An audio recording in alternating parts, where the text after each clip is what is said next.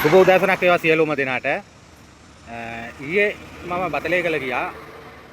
අද මම තීරණය කරා දෙවනගල යන්න.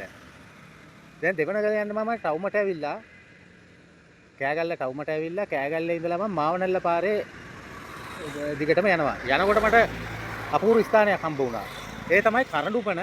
මෙන්න මේ වගේ බෝඩ් එකක් තියෙනවා. මේ බෝඩ් එක කැමරාවට හරියට පේන්නේ නැතුව ඇති සමහර විට. මම මේ බෝඩ් එක කියවන්නම්කෝ.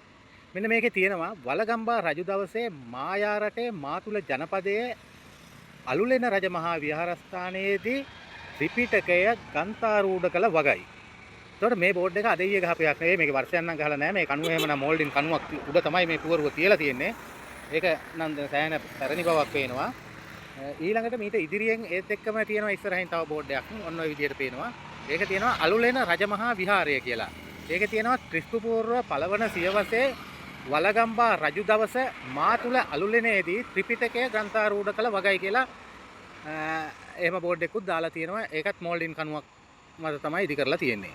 එතකොට අපි අහලා තියෙන මම මේ බැලුවේ අපි අහලා තියෙනවා මාතුල අලුලෙන මේ මාතලේ අලු විහාරය කියලා වරලා මේ මාතලේ අලු විහාරයේ ත්‍රිපිටකය ග්‍රන්ථාරූඪ කරා කියලා මේ මාතලේ තියෙන අලු විහාරයේ එහෙම කතාවක් තියෙනවා. ඒක පොත්පත්වල සඳහන් වෙලා තියෙනවා. එතකොට මේකේ ඇත්ත කතාව මොකද්ද? ඒකත් හොයාගන්න පුළුවන්. මේ යන අතරමඟ මට මේක හම්බ වෙච්ච නිසා මම මේක කියන්නේ. මේ මෙතනින් මේ ওই පාරේ ඉදිරියේ දැන් මෙතෙන්ට පේන්නේ නැහැ. එතනින් උතුම් කන්ද හොඳටම පේනවා. මම යනකොට මගදී පුළුවන් නම් ඒක මම අල්ලලා පෙන්නන්නම්. මෙන්න මේ සෙඩ් එකක් තියෙනවා. මේ සෙඩ් එක ළඟින් අන්න අර පාරේ තමයි මේ ඔන්න ඔතනින් ගොඩ වෙන පාරේ තමයි ඔන්න ඔය අලු විහාරයට යන්න තියෙන්නේ. හැබැයි ත්‍රිපිටකයේ තියෙන පරිදි ඒකට ගැළපෙන විදිහට අවට පරිසරය හරියට සකස් වෙලා තියෙන්නේ. මෙන්න මේ මාතුලා ජනපදයේ තියෙන මෙන්න මේ අලුලෙන මම ගියා මීට පෙර. එතනදී මේ කියන මහා සිංහනාද සූත්‍රය දේශනා කරලා තියෙන මේ සූත්‍රය කරනකොට එහේ අවට පරිසරය පිළිබඳව එතන කියවිලා තියෙනවා. එතනදී ඒ පරිසරය අද ඒ පොතට අනුව ගැළපීම තියෙන්නේ නම් මෙතන කියන එක මට පැහැදිලිව මගේ දැනුම අනුව කියන්න පුළුවන්. මම යම් දවසක මම නැවත අලුලෙන මේ අලුලෙන විහාරයට ගිහිල්ලා මම මේක පොඩ්ඩක් බලන්නම්. එතන ලොකු ගල්ලෙන තියෙනවා. එතකොට එතන ස්වාමීන් වහන්සේත් කියනවා එතන ත්‍රිපිටකය ගන්ථාරූඪ කර ස්ථානය කියලා. හැබැයි අවට පරිසරයේ තොරතුරු ටික බලපුවාම පරිසරයේ පිහිටීම් බලපුවාම මේ සිංහනාද සූත්‍රයට කියපු අනුව තමයි ඒ ටික ගැළපීම නම් වඩාත් ඉහළින්ම තියෙනවා කියලා කියන්න පුළුවන්. හරි. අපි දැන් මේක ඉදිරියට දැන් යනවා. අද මාත් එක්ක ඉන්නවා යාළුවෙක්. මේ ඉන්නේ මේ මගේ යාළුවා තමයි මේ අද මගේ ගමනට සහාය වෙන්නේ. එයා තමයි මට මේ මග පෙන්වන්න විදියට අද ඉන්නේ. හරි අපි ඉදිරියට ගිහිල්ලා බලමු. මේක තමයි මේ අම්බලම. අපි බලමු අම්බලමට ගිහිල්ලා මොකද්ද මේ අම්බලමේ තත්ත්වය කියලා.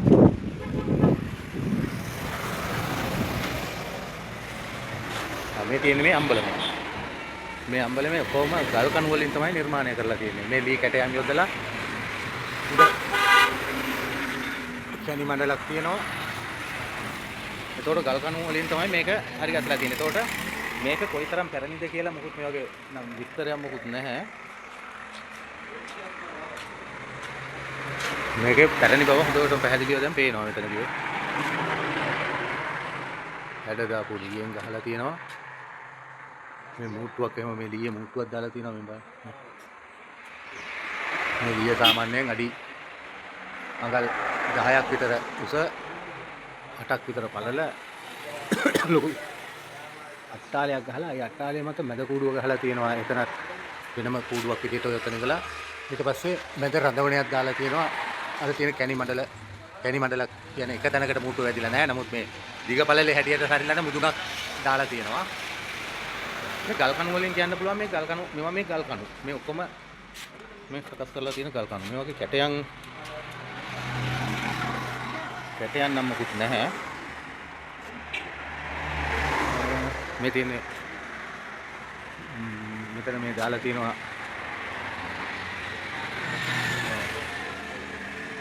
මෙන්න මේ වගේ පේකඩයක් උඩ තමයි මේ අට්ටාල කුඩුව ගහලා තියෙන්නේ. මේ පේකඩේට ලොකු ලස්සන කැටයන් ටිකක් තමයි මේ තියෙන්නේ. මේක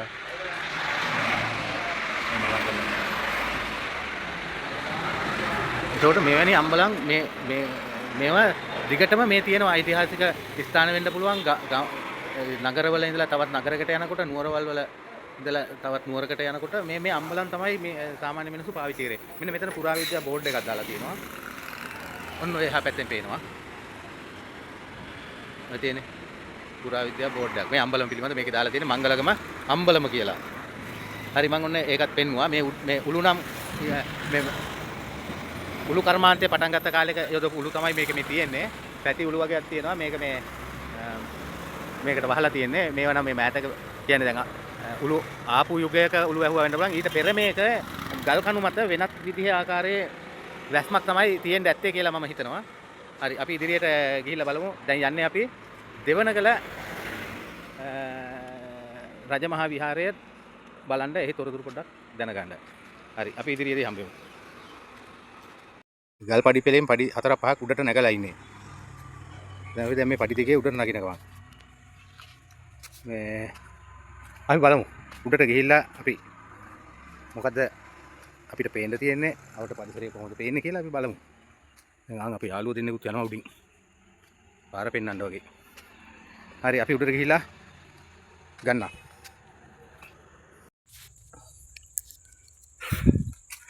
පහළ ඉඳලා එනකොට අපි ගල්පඩි පෙල් ටිකේ අපි තාමත් මේ උඩහට එන්නේ. මම අහලා තියෙනවා මේ පඩි පෙල් 100 ගානක් තම ගණන් තියෙනවා කියලා. අපි ගණන් කරේ නෑ. නමුත් ඒ වගේම ගලේ කොටව පඩිත් ඒ වගේ අසමාන ප්‍රමාණයක් තියෙනවා කියලා තමයි කිව්වේ. දැන් අපි තාමත් එන්නේ මේ දැන් අවසාන ටික නම් සිමෙන්තියෙන් බැඳලා මෑත කාලේ තියෙනවා. නමුත් පුරාණ කාලේ පඩි පෙල් වලින් තමයි මේ ගමන පටන් ගන්න තියෙන්නේ. මේ හරියනම් ටික සිමෙන්තියෙන් බැඳලා මෙහෙම තියෙනවා.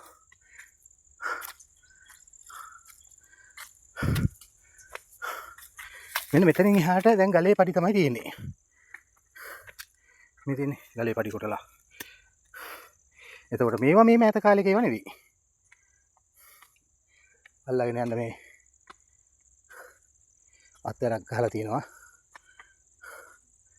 මේ ගලෙත් මේ සිදුරු මේවා නම් මෑත කොන්ක්‍රීට් දාලා හිර කරලා තියෙනවා. නමුත් සිදුරු මේකේ සමහරට තියුණා වෙන්න පුළුවන්. මොකද මේ පඩියේ යන කෙනාට අල්ලගෙන යන්න.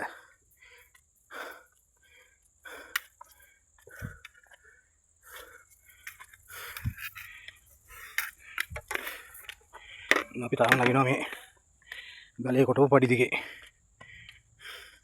මගේ මග පෙන්නන්නත් ඕන් එනවා මග. එයා තමයි මට මේ පාර කියන්නේ. උඩට යන්න.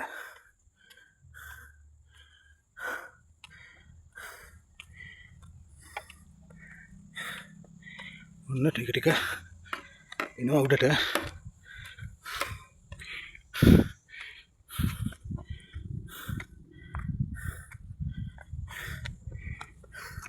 මේ තියෙන මෙතනත් ඒ ගල විදින්න හදපු සිදුරක්. හැබැයි අද කාලේ විද්දා නම් මෙච්චර ලොකුවට මේ සිදුරු විදෙන්නේ නැහැ. මේ සිදුරු මට හිතෙනවා බොහෝ දුරට පැරණි සිදුරු ලකුණු කිරීමක් මේ තියෙන්නේ. මේකට ආධාරක ගහලා තියෙන්න ඇති. මෙතන නම් තියෙන බෝරවලක් වගේ අද කාලේ ඉන්න සිදුරක්. හරි යන්කෝ ඉවත් බලන්න උඩට. ඔන්න දැනට ඔය පේන විදිහවට අපට තියෙන කුඹුරු ආයවල් කඳු වැටි. හරි ඔන්න මෙතනදී වඩිය අවසන් වුණා. නමුත් තව ගල උඩට යන්න තියෙනවා. ඒක සාමාන්‍ය කන්දක්. මෙතන තියෙනවා යම් කිරීමක්. අපි ඒකත් බලමු මොකද කියලා.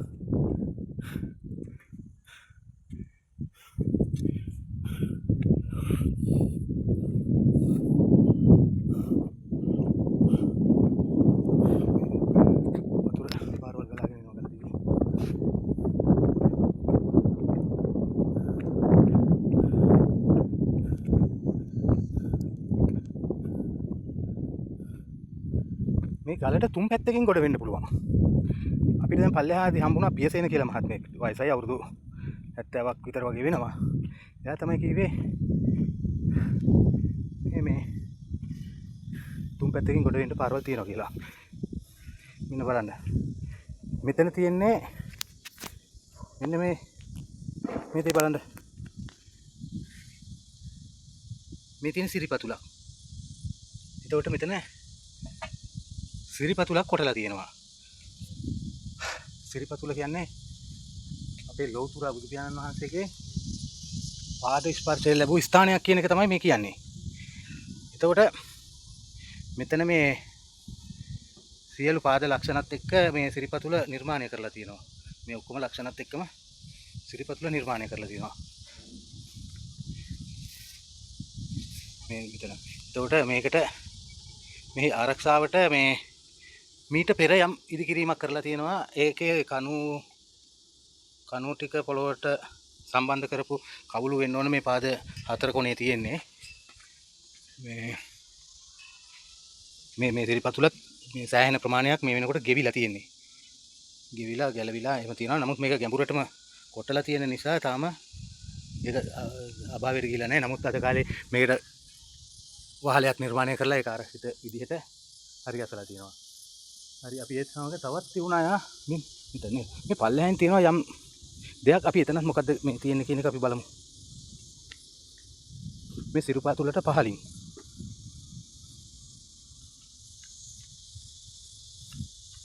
මේකේ මෙතන තියෙනවා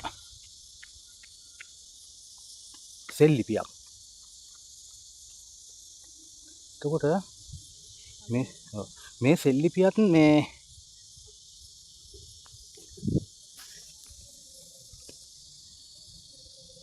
සෙල් ලිපියත් කාදනයට ලක් වෙමින් පවතිනවා. මෙතෙන්ට වහලයක් නැහැ. මේක නමුත් අර පැරණි අපේ හෙළ අක්ෂර කියන්නේ බ්‍රාහ්මීය අක්ෂර වලින් ලියපු සෙල් ලිපියක් නෙවෙයි.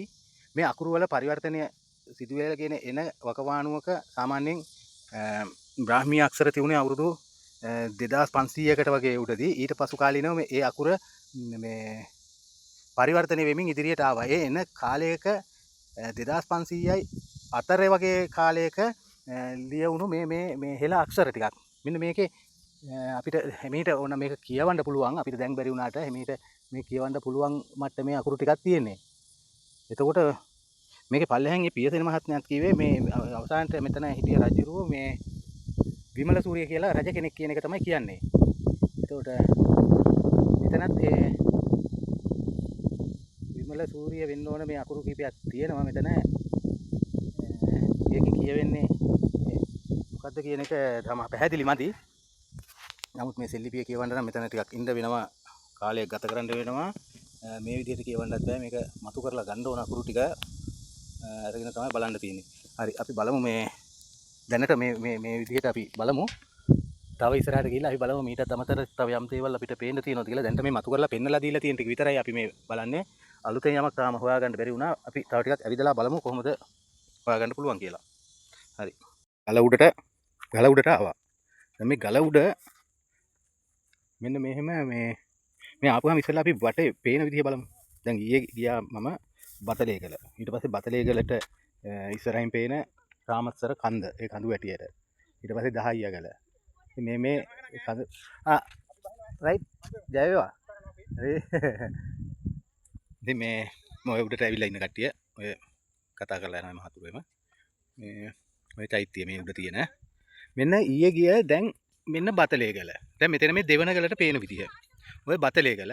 එතකොට බතලේගලත් එක්ක රාමසර කන්ද තමයි ඔන්න ඔය පැත්තෙන් ඔය දැන් ඊයේ මම අර කරපු වීඩියෝ වල තියෙන ඔය රාමසර කන්ද. ඒ කඳු පහක් ගැන ඔය කිව්වේ ඒ ටික. නමුත් ඒ පහ ගැන මම කීවට දැන් බලන්න මේ වටේ ඒ ළඟ තියෙන කොයිතරම් කඳු පද්ධතියක් තියෙනවද කියලා. දැන් මේ වගේ නම් අපි දන්නේ නැහැ. මේ මොනවද කියන්නේ අපිට දැන් තේරෙන්නේ නැහැ. නමුත් දැවන්ත කඳු පද්ධති මේවා මේ ඈතට පේන්නේ අර ඊජිප්තුවේ පිරමීඩ වගේ. එතකොට මේවා බලන්න දැන් ඊජිප්තුවේ ඒවා නිර්මාණය කරපු පිරමීඩ. එතකොට බැබිලෝනියාවේ කතාවක් තියෙනවා. බැබිලෝනියාවේ එල්ලෙන උයන් හදන්න ශ්‍රී ලාං දේශයෙන් උඩින් ආපු දිව්‍යමය පිරිසක්ලු මේ ඒ බැබිලෝනියාවේ එල්ලෙන උයන් හැදුවේ. මෙහෙම කතාවක් තියෙනවා. ඒවා නිර්මාණය කරපුවා. දැන් එතකොට මේ පේන මේ පිරමීඩ වගේ කඳු නේද මේ පේන්නේ අපිට මේ. මේ වගේ යම්කිසි මොනවා හෝ ශක්තියක් තියෙනවද? දැන් බලන්න. දැන් මම බතලේගල මේවා මේ හිතන්න ඕනේ. මේ දැන් කඳු මුදුන් වලට ආපුවම පේනවා. මෙන්න මේ ටිකේ දිගටම තියෙන්නේ මේ ත්‍රිපීසියම වගේ පේස් තුනක් එක තියෙන තුන් පැත්තක් පේන අපිට මේක පැත්තට පේනවා. එහෙම තුන් පැත්තක් පේනවා. ඒතකොට මේ පොඩි කඳු පද්ධතිය. දැන් මේ මෙහෙම ඇවිල්ලා මේ ආකාරයෙන් මෙහෙම එනකොට ඔය දැන් ඔය බතලේගලත් එක්ක ඔන්න ඊට එහා පැත්තෙන් ඕන් තියෙනවා කන්ද ඌරා කන්ද. මේ මෙතන මේ පේන විදිය. ඒ ඌරා කන්දත් එක්ක ඕම එනකොට ඔන්න ඕම් පේනවා මට හිතෙනවා අන්න අර කන්දත් නැවුගල.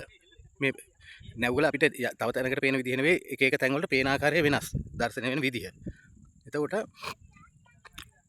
ඔන්න ඔහම ඊළඟට පේනවා ඔන්න ඔහම එනකොට තව කැරකිලා අර මගදී අපි දැක උතුවන් කන්ද ඔන්න තියෙන උතුවන් කන්ද. එතකොට උතුවන් කන්දත් එක්ක මම ටික ටික ගිහිල්ලා පෙන්නන්නම්. මේ උතුවන් කන්ද ඒවා අපි දන්න කඳු විතරයි ඔය. එතකොට ඒ අතරේ මේ විශාල කඳු පද්ධති ගොඩක් තියෙනවා. දැන් මේ පැත්තෙන් ඔන්න මේ පැත්තෙන් බලන්න ඔහම ඔය මේ පැත්තට වෙනකොට දැන් ඔය උතුවන් කන්ද උතන එනකොට මාව නැල්ල ඔය හරියකට වගේ වෙන්න ඕන මාව නැල්ල. ඒ මාව නැල්ල පහුවෙච්චාම මෙන්න ආයෙ ලොකු කන්දක් තියෙනවා. මෙන්න මේක මේ අලගල්ල වෙන්න ඕන. මේ ලොකු කන්දක් ඔය පේන්නේ.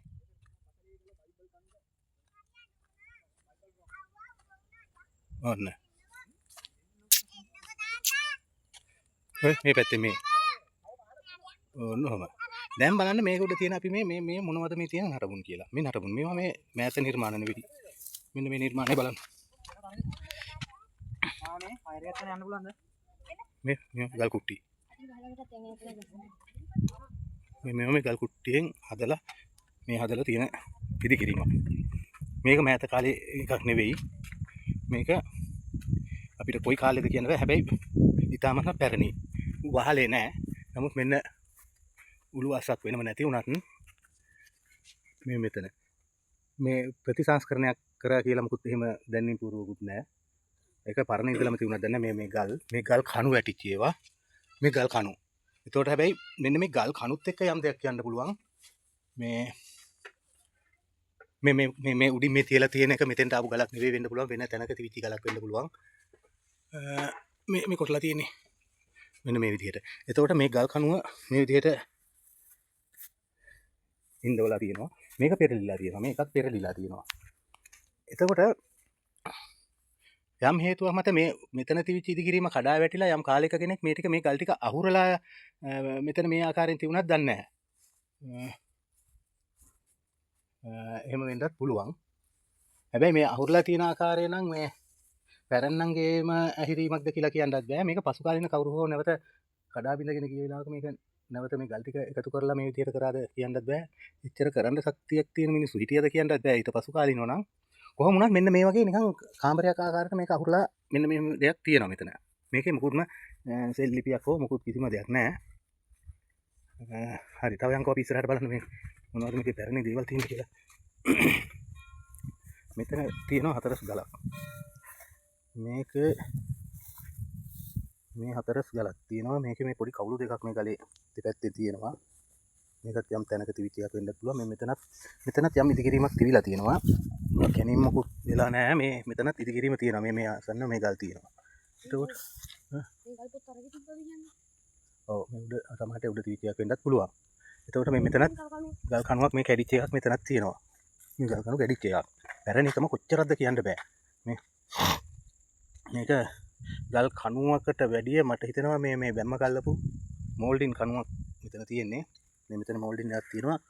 මේක පැති බැම්මකට වගේ සකස් කරලා හදපු කණුවක් වෙන්න පුළුවන්. මේ කණුවක් වෙන්න වැඩිය පැති බැම්මකට අල්ලපු ගලක් වගේ තියෙනවා. ඉතින් මේ තව ඉස්සරහා තියෙනවා තව බේසමක්. මේකත් අපි බලමු. මෙතන බේසමක් ආකාරයෙන් මේ නිර්මාණයක්. මේක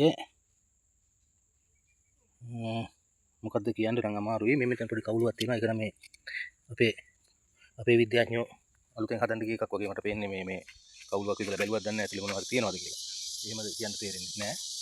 ඊළඟට මෙන්න මේ චෛත්‍යය. මෙන්න මේ චෛත්‍යයක් තියෙනවා. ඒකත් ඊටාම පැරණි. මොකද මේ ගලෙන් හදලා තියෙන බේසයක්. මේ බේසයක් උඩ තමයි මේ චෛත්‍ය නිර්මාණය කරලා තියෙන්නේ. එතකොට මේකේ සම්පූර්ණ වටේට තියෙන්නේ කළු ගල් බැම්මක් උඩ තමයි මේ තියෙන්නේ. නමුත් මෙතන මේ වටේට හදලා තියෙනවා මේ පහන් කූඩු හතර පැත්තට හතරක්. ඒව නම් මෑතක නිර්මාණ. මේ තියෙන්නේ මේවා මේ මෑතක නිර්මාණයක්. මේ උඩින් මේ තියෙන්නේ මේ පාදම ඇවිල්ලා කළු ගලෙන්මයි තියෙන්නේ. එතකොට මේක පැරණි. ඒක පැහැදිලිවම පේනවා පැරණි මේ චෛත්‍ය ඊට මේ පාදම උඩ චෛත්‍යයක් පසු කාලීනව හැදුවද කියන්න දන්නෙත් නෑ. එතකොට අර අතන අපි බලපු ගල් ටික මෙතන සමහර වෙලාවට මේ පාදම උඩ තිබිච්ච ඉදිකිරීමක්ද කියලා කියන්න බෑ. මේවට හරියට තාම මේ දන්න තරමින් නම් පුරාවිද්‍යා දෙපාර්තමේන්තුවෙන් මේකට යමක් කියලා නම් නෑ කියලා මට තාම හම්බුනේ නෑ එහෙම විස්තරයක්. එතකොට මෙන්න මේම එකක් තියෙනවා. ඊට පස්සේ මෙන්න මේ ඉස්සරහින් තියෙනවා මෙන්න මේ විහාර මන්දිරයක්. මෙන්න මේ විහාර මන්දිරේ ඉතාම පැරණි. මේ තියෙන්නේ මේ ගල් උළුවස්සක්. මේ ගලෙන් මේ වට තියෙනවා. මෙතන ගල් උළුවස්සක් තියෙනවා. විහාරයට ඇතුල් වෙන්න දොරටු 3කින් ඇතුල් වෙන්න පුළුවන් විහාර මන්දිරේට. මම මේක දොරටුවකින් ඇතුල් වුණා. ඊට පස්සේ මේ මම පිටිපස්සේ දොරටුවෙන් ඇතුල් වුණේ. මේ ඉස්සරහා දොරටුවත් ඒත් ඒ විදිහම උළුවස්සක් ගල් උළුවස්ස තියෙන්නේ. මේ තියෙන්නේ ගල් උළුවස්ස. ඊළඟට මෙතන තියෙනවා මෙම දළදා වහන්සේ නුවර මාලිගාවට වැඩම කිරීමට ප්‍රථම ආරක්ෂා පිණිස සංගවා තිබූ කුරහන් ගල. අන්න මෙන්න මෙතන වාම මෙම බෝඩ් එක තියෙනවා මේ තියෙන්නේ. වාම දළදා වහන්සේ නුවර මාලිගාවට වැඩම කිරීමට ප්‍රථම ආරක්ෂාව පිණිස සංගවා තිබූ කුරහන් ගල කියලා මේ බෝඩ් එක දාලා මෙන්න කුරහන් ගලක් තියෙනවා. ඔන්න ඔයාලට බලා ගන්න පුළුවන්. මෙතන සිරිපතුලක් නිර්මාණය කරපු සිරිපතුලක් තියෙනවා. මේක ආරක්ෂිත කුටියක තමයි මේ කුරහන් ගල තියෙන්නේ. ඒක පුරා විද්‍යාත්මක වටිනාකමක් තියෙන මේ කුරහන් ගල. ඒතකොට අපි හොයලා බලන්න ඕනේ මේ කුරහන් ගලක කතාවක් තියෙනවා අපේ දළදා වහන්සේ සංගවලා තිබුණා කියලා. ඒතකොට මේ කුරහන් ගල කතන්දරයක් මෙතන තියෙනවා. ඒ වගේම තව රත්නපුරේ තියෙනවා ඒත් කුරහන් ගලක් මේ සංගවලා තිබුණා කියන කුරහන් ගලක් එහෙත් පෙන්වන්න කරනවා. හැබැයි මේ වගේ පොඩි කුරහන් ගලක් නෙවෙයි. ඒක නම් දැවැන්ත ටිකක් ලොකු කුරහන් ගලක්. අපි මේකේ සත්‍යතාවය දන්නේ නැහැ. අපි මේක පොඩ්ඩක් ගවේෂණය කරලා බලමු. දැනට මෙන්න මෙහෙම දැන් මේ විහාර මන්දිරයේ ඇතුල් වුණාට පස්සේ බුදු කුටියක් තියෙනවා. මේක සම්පූර්ණයෙන්ම මේ ලීයෙන් කරලා තියෙන්නේ. මේ උළුවස්ස ලීයෙන් කරලා උඩ සොල්දරයක් තියෙනවා. මේ ලොකු කැටයන් කරපු ලොකු ලීය. මේ තියෙන කැටයන් ලී. මේ මෙන්න. එතකොට මෙහෙම දැවමය වටිනාකමක් ඇතුව කරලා තියෙන දෙයක්. මේ දැවය මොකද්ද කියන දන්නේ නැහැ. මේවා හොඳට තාමත් ඒ කාලේ වගේ හොඳටම තියෙනවා. මේ බිත්ති නම් මැටි බිත්ති වගේ මැට්ටෙන් කරලා තියෙනවා. මේ ලී නඩු ඔක්කොම මේ හරියන මූට්ටුව පොඩ්ඩක් ඇදිලා වගේ තියෙනවා. ඉතින් මේ කොයි කාලෙද කියන්න බෑ. මේ බිතු සිතුවම් ටික සම්පූර්ණ මේක සාමාන්‍යයෙන් මේක නුවර වියට වගේ යන සිතුවම් තියෙන්නේ. ඒකට මෙතන නිර්මාණය වෙලා තියෙනවා අගසව් දෙනම වෙන්න ඕන. මෙතන නිර්මාණය කරලා තියෙන්නේ ලෝකරබු පියාණන් වහන්සේ ඉන්නවා. පැරණි මකර තොරණක් තියෙනවා. එතනින් පිළිඹු වෙන්නේ කතාව නම් තේරෙන්නේ නැහැ. මෙන්න මේ ආකාරයට දැන් මේ ටික තියෙනවා. අපිට මේක හොයනකොට අපිට ඉස්සරහදී හම්බෙයි. මෙන්න මේ චිත්‍ර මේ ආකාරයෙන්ම තමයි බඹරගල රජමහා විහාරයේ සිතුවම් ටිකක් තියෙනවා. ඒත් නිකන් මේ ආකාරයටම වගේ තමයි තියෙන්නේ. හැබැයි ගොඩක් දුරටම මේ විහාරස්ථානවල තියෙන කැටයම් මේ චිත්‍ර ඔක්කොම මේ නුවර යුගයට වගේ යන ඒවා තමයි තියෙන්නේ. ඒ කියන්නේ එක කාල වකවානුවක තමයි මේ නිර්මාණ කටයුතු ටික මේ වගේ නිර්මාණ කටයුතු ටික සිද්ධ වෙලා තියෙන්නේ එක කාලයක කියලා මට හිතෙනවා. මොකද මේ එකම ආකාරයට තමයි මේ කැටයම් කලාව චිත්‍ර කලාව මේ ටික ඔක්කොම සිද්ධ වෙලා තියෙන්නේ. මේ විහාරස්ථානවල ඒ වගේ හැම තැනකම වගේ තියෙන එහෙම දේවල්. මීට වෙනස් ආකාරයේ දේවල් තියෙනවා. නමුත් වැඩිපුර තියෙන්නේ ඉන්නේ යුගයේ තමයි මේ නිර්මාණ කටයුතු ගොඩක් කරලා තියෙන්නේ. මේ බුද්ධ ශාසනය වෙනුවෙන් මේ බුදුන් ලෝතුරා බුදු පියාණන් වහන්සේ ඉස්මතු කරලා පෙන්වන්න මෙවැනි දේවල් කරලා තියෙන්නේ එකම කාල සීමාවක වගේ තමයි එතන පේන්නේ. ඒතකොට මේක ටැන්පිට විහාරය කියලා තමයි කියන්නේ. හරි. මේ තියෙන ටැන් මේ ටැන්පිට විහාරය වට කරලා තමයි දෙවනුව මේ බුද්ධ මන්දිරය ඉදි කරලා තියෙනවා. ඒ කාලෙටම වෙන්න පුළුවන්. මේ තියෙනවා මේ ටැන්පිට විහාරය. මේ තියෙන කණු. මේ කණු උඩ තමයි මේක මේ ඉදි කරලා තියෙන්නේ. මේ තියෙන්නේ මේ වලට පේනවා ඇති බිම ඉඳලා අඩියක වගේ උසක් තමයි තියෙන්නේ. එතකොට 1 2 3 4යි 4යි 5 6 7යි 8යි 9යි 10යි 11යි 12යි 13යි 14 කණු 16ක් උඩ තමයි මේ විහාර මන්දිරය ඉද කරලා තියෙන්නේ. එතකොට මේක සම්පූර්ණ කළු ගලෙන් තමයි කරලා තියෙන්නේ. ඒ කළු ගල උඩ පාදමක් වෙනම හරි ගස්සලා ඒක උඩ මේ විහාරය හරි ගස්සලා තියෙනවා. නමුත් ඒක උඩ බැඳලා තියෙන බිත්තිය මැටි බිත්තියක්. ලී උඩ මැටි බිත්තිය තමයි බැඳලා තියෙන්නේ. මේක වටේට යනකොට මේකේ ආරසාවට මේ පිටින් ඊට පස්සේ මේ ඒ විහාරයට සම්බන්ධ කරලම නැවත කුටියක් ඒ කියන්නේ ඒක ආරසාවට වැරන්ඩා එකක් විදිහට මේ කැණි මණ්ඩලක් මෙතනින් වදින විදිහට ඒකටම ගැලපෙන විදිහට හදලා තියෙනවා. එතකොට මේ මැද තියෙන ටැම්පිට විහාරයේත් ඊට පිටින් තව අඩි 5ක විතර දෙපැත්තෙන් යන්න පුළුවන් විදිහට ඉඩ හිටින්න හදලා තියෙන. හැබැයි වහලේ ඔක්කොම පිටින් පේන්නේ එකම වහලයක් විදිහට. නමුත් මෙතන වහල දෙකක් ටැම්පිට විහාරයේ මැද තියෙනවා. ඒ ටැම්පිට විහාරෙත් වැහෙන ආකාරයට තමයි නැවත පිටින් විහාරයක් හදලා තියෙන්නේ. නමුත් එකම වහලයක් විදිහට ඔක්කොම ටික තියෙනවා. මේ ඔක්කොම ටික එකවරම සිද්ධ වුණා වෙන්නත් පුළුවන්. මොකද දෙකම එක හා සමාන පැරණි බවක් නම් පේනවා. පිටින් තියෙන කණු ටික ගලෙන් මැට්ටෙන් කපරාදු කරලා තියෙනවා. මම හිතේ කළු ගල් ඇතුලේ තියෙන්නේ. ඔව් ඇතුලේ කළු ගල් ඇත්තේ. සීයා කිව්වනේ අර මේ දෙවනවද? දුර නෑ මැද්ද මොකද්ද ගහතිය අර ඇහි තරම් දුර කියලා. ඔව්. ආවරගේ ඇඳලා තියෙනවනේ. එහෙම කොහෙද?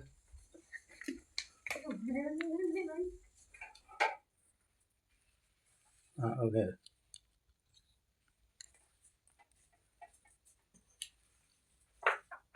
ගලියක් නේද?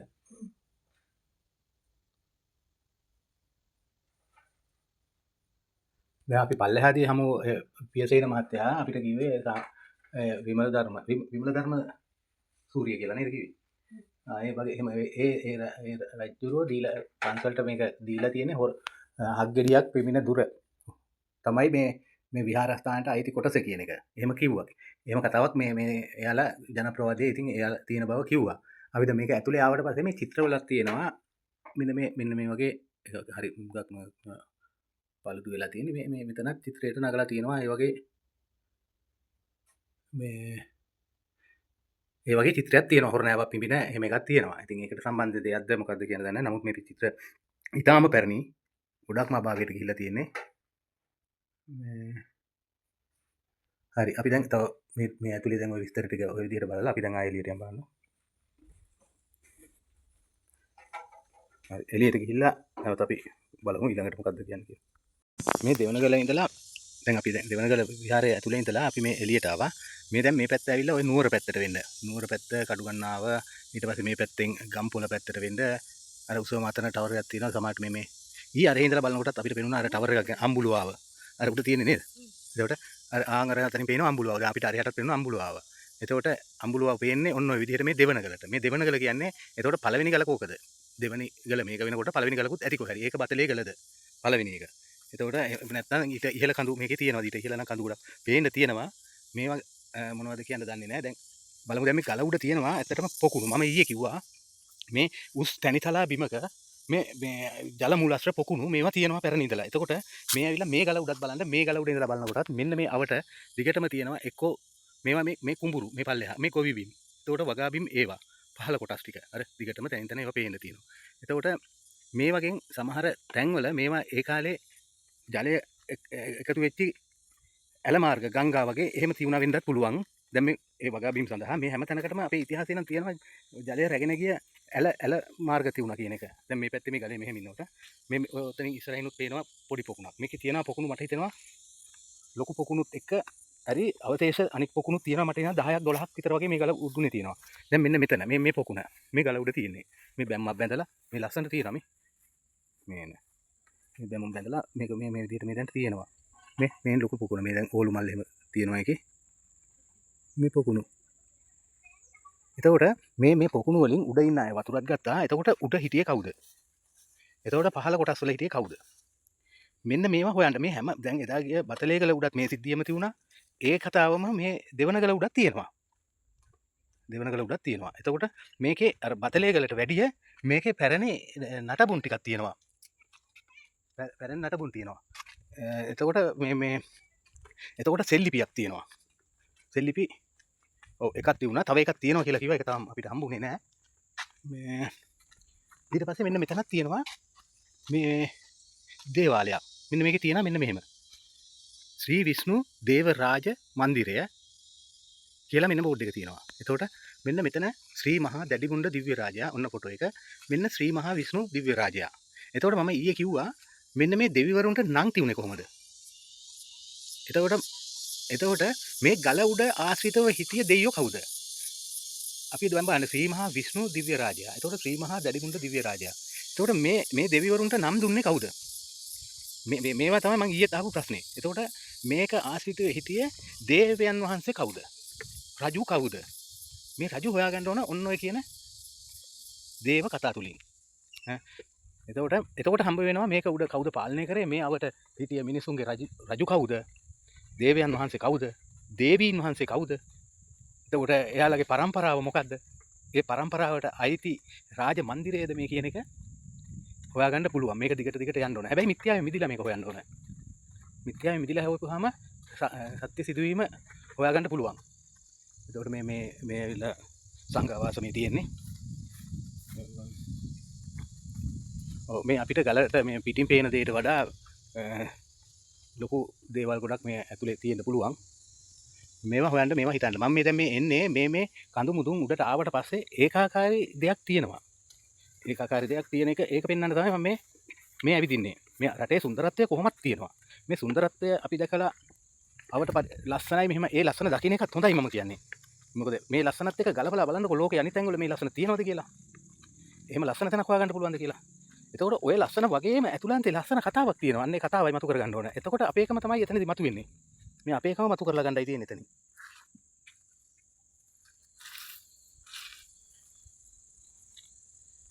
මේ මෙතන මේකේ මේ වගේ අන්න බලන්න. මේවා නිර්මාණ මොනවා හරි හේතුවකට මේ බලන්න මේක මෙහෙම කැපුම් පාරක් මෙන්න මේකේ තියෙනවා. මේ වයි බේවිච්ච ඒවා නෙවෙයි. එතකොට බලන්න මේ නිර්මාණ කෙනෙක් දකින්න දේවල් නෙවෙයි. මේක මේ උඩ ඉඳලා ගල දිගේ එනකොට මෙන්න මෙහෙම රේඛාවකින් කපලා තියෙනවා. මේ සමහර විට මේක පල්ලහට වතුර ගලීම නැවැත්වීමට මේක කරාද කියන දන්නේ නැහැ. නමුත් මේක තියෙනවා. මේ බැලුවොත් දිගට තියෙනවා. මේක ඉබේව නෙවෙයි මේ.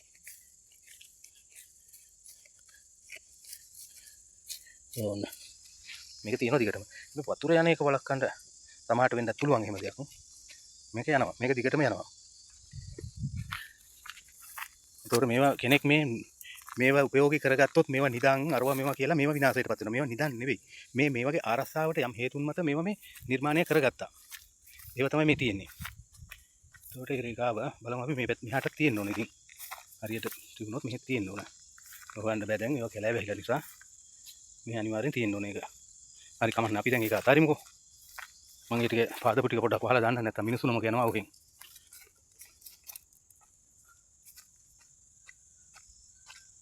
මේවා වතුර පාරවල් පල්ලෙහාට යනවට පල්ලෙහා සෙල්ලිපි ඒ කියන්නේ ඒ තැන් වලින් වතුර බැස්සොත් එහෙම සෙල්ලිපි විනාශ වෙනවා. මේවට මේ පල්ලෙහාට වතුර ගැලීම වළක්වීම සඳහා මේ කොටපු දේවල් වෙන්න පුළුවන්. හරි මම ඊට වහලා දාන්න.